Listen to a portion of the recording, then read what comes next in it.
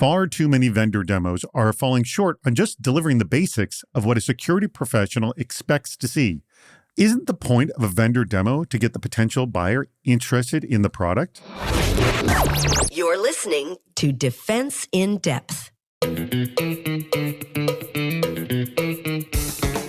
Welcome to Defense in Depth. My name is David Spark. I am the producer of the CISO series, and joining me as my co-host, one of your favorite, I know it, you tell me that, or I'm pretending you tell me that, or Jeff tells me that people have been telling me that, and I don't know that. It's Jeff Belknap. Jeff, say hello to the audience. Hey, everybody. And I know you're lying, but I love it anyway, so keep it coming. By the way, I will take a compliment even if it's a lie. How do you feel, Jeff? Yeah, I don't want to know. Let me just live in my fantasy that not everybody hates me. I'm with you on that. I will take a compliment even if you really don't mean it. Especially if you really don't mean it. I'll take it any way you want. I'll accept it in the same way. By the way, we have other programming on our site, CISOseries.com. Just go to CISOseries.com. You'll find lots of other wonderful programming and many past episodes to this very show. Our sponsor for today's episode is Phoenix 24. Redefine cyber resilience. These guys are experts. They have enormous experience in dealing with pretty much the worst day of your life, and they can prevent you from having it as well. You're going to want to hear what I have to say about them a little bit later in the show. Let's begin with today's topic, Jeff, and that is demos. Now, show me the product in action and explain the value. That seems like two table stake items when it comes to a vendor demo. Adam Palmer, who we've had on the show before, he's a CISO over at First Hawaiian Bank. He found it frustrating how often these key items, seeing the product in action and explaining the value, are left out in a demo. If it seems so obvious and their goal is to sell, why are they leaving these very basic things out of demos? What do you think, Jeff? I think a lot of times people forget that demos are not about impressing a Gartner analyst. It's about helping demonstrate the value of your product and how fast I can derive value from that. And the world has changed. Most products and most teams that buy them expect to be able to implement the product themselves and see the value very soon or right away. And that's very uncomfortable for some sales teams. So I think we got a great guest today. I think we're going to have some really great conversation about how we might shift this and have it be more of a win for everybody going around. Yes. The point of today's conversation is really to be a win-win for everybody. We want the vendors to deliver more, and we want essentially the potential buyers to get what they're hoping to hear. Just a chain of wins, a win chain, if you will. Well, we expect this whole show to be like that. The person to join us for this very conversation is a BISO over at Kaiser Permanente. Thrilled to have him on. First time he's ever been on our show before. It is Ken Beasley. Ken, thank you so much for joining us. Glad to be here. Would this work? Nadim Riemann of Goldmark Real Estate said, quote, "If I'm watching a demo and still wondering what a tool actually does, we've already lost the plot. Show me the interface, the workflow, the friction points, and how you eliminate them. Bonus points if you demo with my data or a scenario that mirrors my environment. Don't pitch features, solve problems. I'm not here to admire your roadmap. I'm here to see how you reduce risk, save time, or make my team smarter. If your demo doesn't map to my top 3 headaches, it's a missed opportunity. Frame the story like a breach report. What went wrong, why it mattered, and how your tool would have changed the outcome. That's how you earn trust and budget. A great demo makes me say, that solves my problem my way, and I can deploy it without a 6-month change management saga." That is definitely the quote you want to hear. And lastly, Jim Snedden, who's CIO over at Agentantix, said, quote, "I used to run teams of sales engineers, and we always tried to do the following in demos. Research your customer/sector and identify common pain points that you can solve in their industry. Here is a tool/product/solution, and here are the top 3 use cases that our customers see value from. Ask about the customer's specific pain points and quickly show how you can address them and how. If you can't, tell them straight up. If you are not confident you can reduce risk, increase efficiencies, or reduce costs, then you should not be sat in front of the customer." Very wise words here. All right. Great advice all the way around. I think it just comes down to address the buyer's needs. Yes, Jeff? Yeah, absolutely. And the other thing that's changed here is not just the buyer's needs. You need to really address a problem that the buyer has. And I think Jim gives some really good advice here, but we've kind of moved past the point where you would do a demo before you understood what the pain point was, before you were solving with the customer. You're right. I have a canned demo. I do it the same way every time. Here it is. That's great for trade shows. That's great for webinars where you're trying to generate interest and understand who has a problem that you solve. But if you're sitting down for a demo, presumably, they've already identified a problem. They've already identified that you solved that problem, and you better be showing me that it's solvable. Beyond that, it really is better to just not do a demo. The best demo is if your product is, a freemium product or something that I can implement just in a small way, a couple of licenses on my own. That is the world's best demo, is that my team already tried it, they love it, and now they want to see what else there is to know about it. That's a really good point. Ken, your thoughts on this? I mean, it's really understanding your pain points. Have you had demos come and did their open source intelligence on you and had a basic understanding of where you were at and were able to target the demo to you specifically? Yeah, I've had a little bit of both. So I've had some vendors who, during our initial kind of quick chat about, hey, can I get on your calendar to, show you our product or service? And I say, yeah. So we have a kind of a basic understanding of what my needs are and what I'm looking for on the demo. We get on the call and they have the right sales engineer. They have the right environment set up. They, have scenarios built for what we discussed. And I'm able to see how their product adds value and meets my needs. And then on the contrary, I've had situations where, vendors show up, the things that we talked about on the initial chat don't make its way into the presentation or the demo. And I'm sitting through 45 minutes of About Us slides and discovery questions, kind of feeling like I'm an interrogation rather than beginning of a partnership. By the way, everyone I hear says kill the About Us slides, the Meet the Team slides. Yes, they have to go. Does anyone understand what's going on? Ludwig Jarabek of Proofpoint said, quote, when an organization doesn't share the problems they're trying to solve, you walk in as an engineer like a blind person with a long pole, carefully feeling your way around, hoping to find what's really there. The meeting ends up feeling generic, more like a search for problems than a path to solutions. We'll address that. Wyman Bartlett of Hilton Grand Vacation said, use less internal/product terminology. Instead, use more standard industry language. If I need to watch a video on your password-protected training site just to understand their arcane trademark names for your flavor or feature, then you're already losing me. By the way, I used to work for companies that had the most bizarre names for their products that nobody could understand at all. But the first thing about what Ludwig said is saying, wanting to know the problems they're trying to solve. A lot of people are not eager to tell you what keeps them up at night, right, Ken? So you should do some basic open source intelligence before you ask that question. We'll get to that, but you can't ask it up front, can you? It depends. I guess for me, if it's kind of a cold call and they're saying, hey, we want to, show you a product and do a demo, that's one thing. But if I am on the hunt for something because, we have a pressing need, I'm a little bit more willing to share the context. But what I will say, and I would tell anyone to do, and I do this, is get a non-disclosure up front, right? We signed that. Now I can talk to you a little bit more openly about what I really need and for your solution to solve for, and also give you some real context, right? So I think that's been very helpful in how I've approached these. But I don't sign a non-disclosure, right, with every demo, right? It's the ones that I really know, and I've done a little bit of research on my own and talked to some of my peer CISOs about, this particular product and knowing that, hey, this may ultimately be something that can meet a need. Have you sent an NDA, before you have a discussion with the vendor so you can be a little bit more upfront, Jeff? It really depends. I haven't done that recently, and I really would rather not, for all the same reasons that I imagine Ken wouldn't.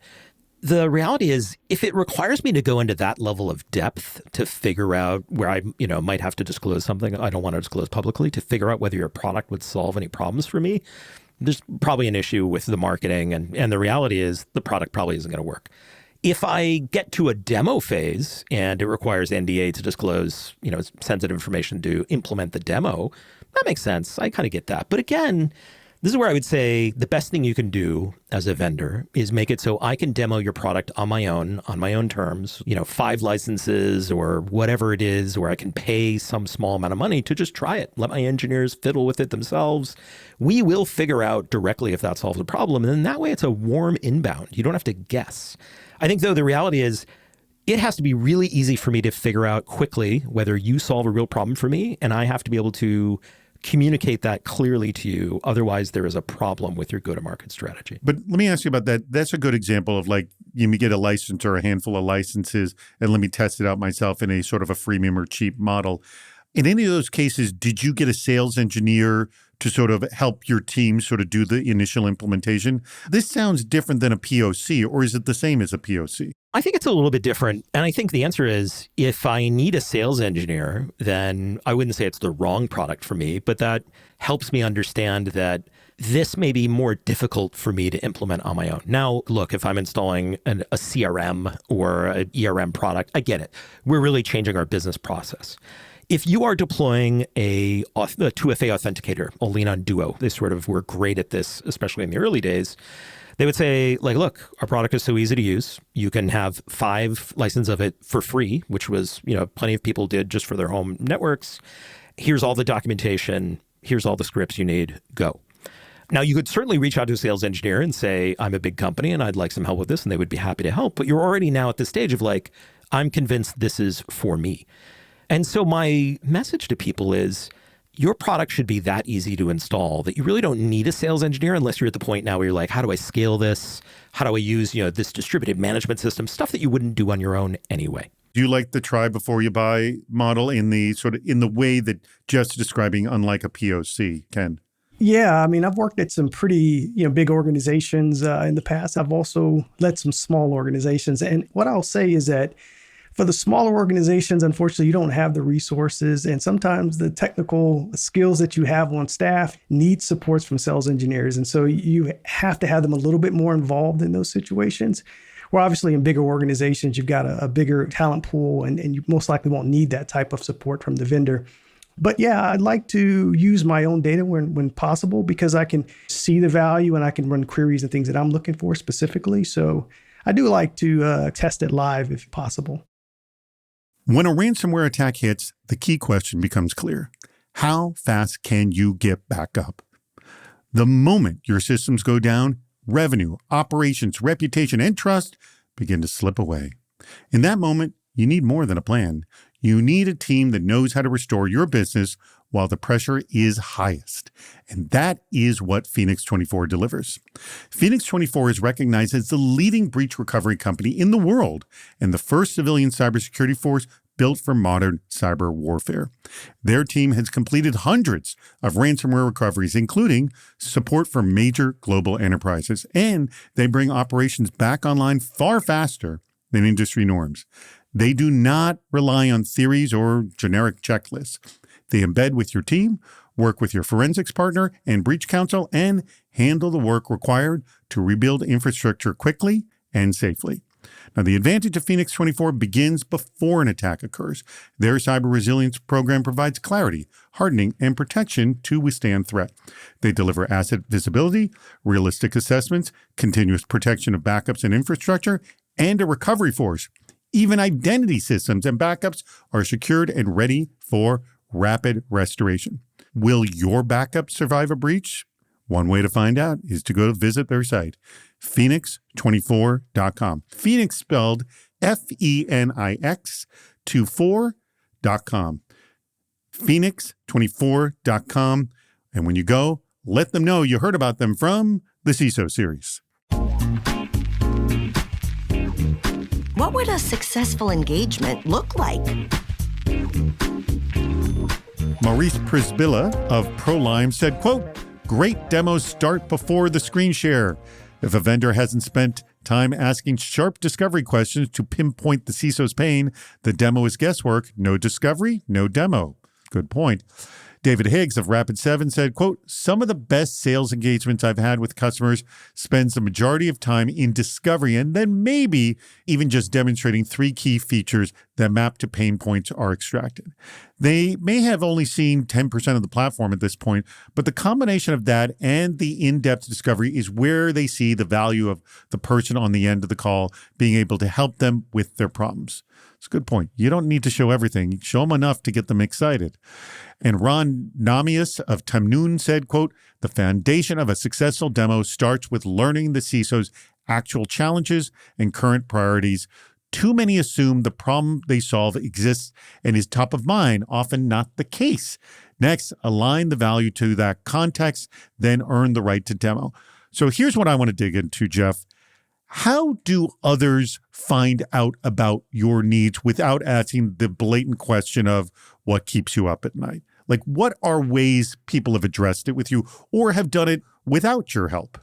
Well, I think, first of all, if you sell a specific product and you're not a consulting organization and you want to get into what keeps me up at night, that's not a specific question. Like, that's going to the dentist and going like, how are you feeling? Like, don't you want to have a conversation about my teeth? I can tell you about what's going on in the rest of my body, but you're not going to solve those problems. So I do think there has to be some leaning into precision Q&A. Like, do you have a problem in this area? Do you need something that solves this problem?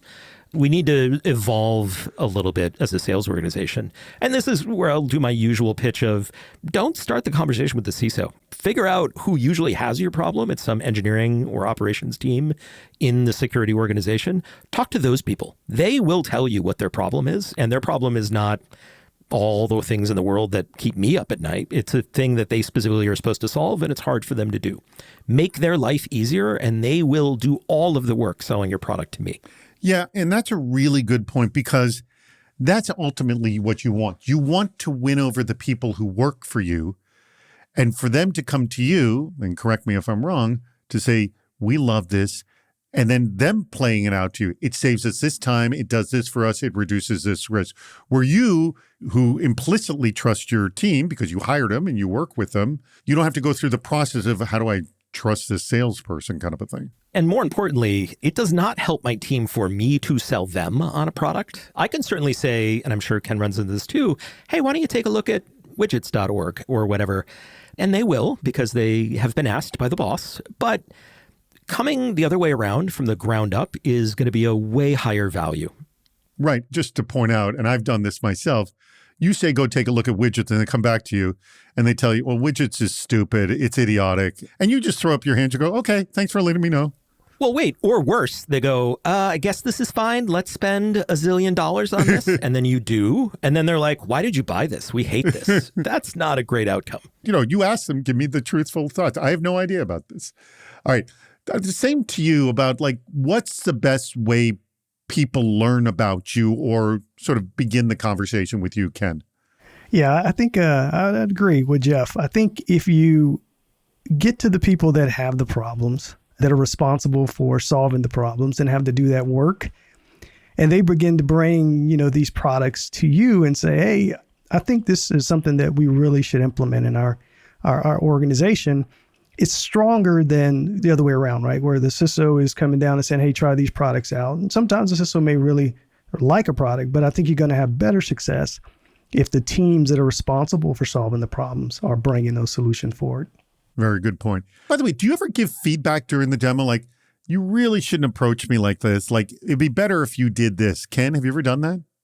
Oh, well, yeah. I've had some demos, if I can recall, they just kind of like shut it down. It's like, hey, you're taking me on this about us journey and really here's the problems we're trying to solve. And then when you try to get them to focus on your pain points, they kind of keep going around the road, kind of like it's on a roadmap type of thing. And I'm like, wait a minute, the product doesn't meet our needs and we really can kind of shorten the call. I don't stay on the calls if I get to a point where I know you can't deliver and everything is on a roadmap. So yeah, I'll just have to shut those calls down to save some time. Have you, during a demo, edited and said, guys, we're going down the wrong path.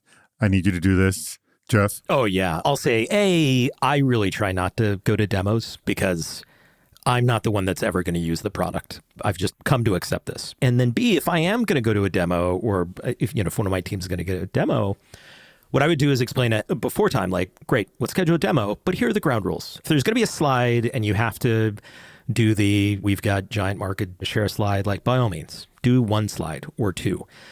But if we're spending time on slide as the demo instead of clicking through, actual live version of the demo, like, then don't bother. Like, that's not a demo. I will add this. Hadass Kasorla, who's been on our show before, who's a CISO, she actually sends a message out to the team. So if, the day before the demo goes, here's what we want to hear. Here's who we want in the room. Here's what we do not want to hear. And so, like, many of the things that have been brought up, like, don't give us, the history of the company. Don't give us the founder list or anything like that. The reason you're giving demo is because we're interested in your category product. You don't need to sell us to say X number of people are having this problem. Like, we're already there. Let's start at that point. And, what you need the day before sounds like a good way to get them on board. Yes? Let them know ahead of time. Make it valuable for everybody. The best thing you can do is set expectations, because then they have a chance of meeting them. If you make them guess, I don't know why you would play that game, but sure, that's an option. I didn't think of these options. Martin Cuppinger of Cuppinger Cole said, sometimes, despite a specific request for a demo, there just was no demo. Frequently, demos are highly generic, but what really helps the vendors are concrete use cases for demos. While I like getting a very short general impression of the user experience and fundamental and especially differentiating concepts and features, the best way to get a good demo is to find a few here, use cases, scenarios you'd like to see covered, and restrict the time for the demo. To be fair, many demos I've seen were good, not all though, and notably, screenshots are not a demo. I will also point out PowerPoint isn't. It's so funny, I was just asking somebody about doing a demo on one of our shows, and they said, well, the PowerPoint? And I go, no, I said demo. I mean demo. They always ask that. So Ken, I'm sure you've had this situation where you request a demo and you don't actually get a demo. Yeah, I've had that before. And you kind of sit there and you're kind of dumbfounded, like, okay, wait a minute. I thought we were going to be demoing your product, right? Because for me, the demo is the discovery. Like, I want to see your UI, your UX. I want to see the workflow, and that's going to generate more questions. But if I'm just seeing PowerPoint presentation or slides or just theoretic talk, it really doesn't help me at all. Jeff, your take on getting a demo scheduled, but not actually getting a demo. Has that happened? It absolutely has happened. And I think the best thing for everybody in those scenarios, even though it's going to be very uncomfortable for you and the sales team is not going to love it, is to just go, time out. Like, this isn't a good use of time. If there is a deck that you want me to look through, send it. I'll take a look through it. But if we're not actually going to demonstrate the product, then this isn't a demo. And, let me know when we can schedule that. And then, get your time back. I'll just say, it's one thing to misunderstand if you miscommunicated, but if you schedule a demo and you said demo, and if someone has done the great work of sending ahead of time what they expect from a demo, and you're flipping through 60 slides, you should be expecting the person to walk away. You have made a mistake. I know there's a lot of demos to begin. I know we're going to do a demo, but I just want to kind of set the stage and then the slide deck is like, no, don't even bother. Just get to the demo. Just straight ahead. No need for it. It really tells me how the relationship is going to go if you can accept the ego bruise of skipping through the show-off slides to actually get to the demo. Or worst case, if I told you what I needed and you presented a bunch of slides anyway, I know that you're not interested in what I care about. You're interested in just closing the deal transactionally. And that's not a good sign. Ken, we've come to the part of the show where I'm going to ask you, what is your favorite quote, and tell us why? Well, my favorite is Ron from Tamnoon. I think the foundation of a successful demo starts with learning the CISO's actual challenges and current priorities. He is spot on. I would agree with that 100%. Yeah, I mean, I will just say Ron's right, but it is not easy to get that, what he's saying. So easy said, not easily done. Would you agree with that, Ken? I would agree with that. All right, Jeff, your favorite quote and why? I mean, that was a good one. I think a lot of people definitely drink their own champagne enough to think everybody needs the thing they have. But I appreciate people who think about it differently. But I think Nadeem nailed this right out of the gate from Goldmark Real Estate. And going to just trim it here and focus in on the part that I think is really important is A great demo makes me say, this solves my problem my way, and I can deploy it without a 6-month change management saga. And I think that is so real. Like if you are giving a demo or you are being demoed to, that is really the win signal. It's like in your brain, I've gone like, yes, I have seen what convinces me that this solves a problem and that it will work in my environment and I will be happy with this product. That is easy for me to be demoed to just sit there and react and go, oh yeah, great, I'm impressed. But the amount of pre-effort needed to land that is why I point people to let people figure this out on their own, because maybe it takes them 3 weeks of fiddling with it to figure that out. Or it's going to take a lot of effort from the sales team to understand ahead of time, what are the problems you need solved? And are we convinced ahead of time that we can show that those problems are solved? Do not demo until you get to that state, regardless of how hard somebody asks, because you're just rolling the dice at that point. Very good point. Well, that brings us to the tail end of this show. I want to thank you, Ken, for joining us today. And Jeff, as always, we greatly appreciate it. Huge thanks to our sponsor, and that would be Phoenix 24. Remember, go to phoenix24.com to find out whether your backups will survive a breach. You want to be with a team, well, who has really seen the worst. And, well, these guys have seen the worst. When you go check them out at phoenix24.com, let them know you heard about them through the CISO series. Thank you so much, Ken. Thank you so much, Jeff. And thank you to our audience, as I always say and always mean, and I'm not going to start talking in my earnest voice anymore. We greatly appreciate your contributions and for listening to Defense in Depth. We've reached the end of Defense in Depth. Make sure to subscribe so you don't miss yet another hot topic in cybersecurity. This show thrives on your contributions. Please write a review, leave a comment on LinkedIn or on our site, CISOseries.com, where you'll also see plenty of ways to participate, including recording a question or a comment for the show. If you're interested in sponsoring the podcast, contact David Spark directly at david@CISOseries.com. Thank you for listening to Defense in Depth.